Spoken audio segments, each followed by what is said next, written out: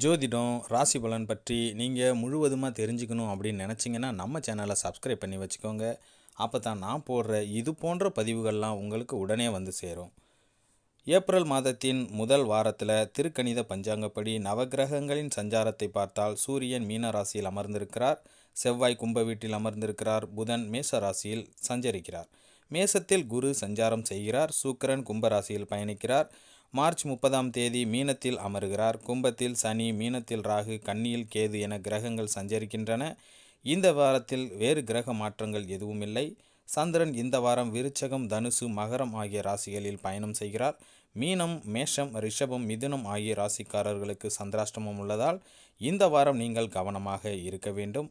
இந்த வார கிரகங்களின் சஞ்சார கூட்டணி பார்வைகளால் மேஷம் முதல் மீனம் வரைக்கும் உண்டான 12 ராசிக்காரர்களுக்கும் யாருக்கு அதிர்ஷ்டம் அதிகரிக்கும், சுப விரய செலவுகள் யாருக்கு வரும்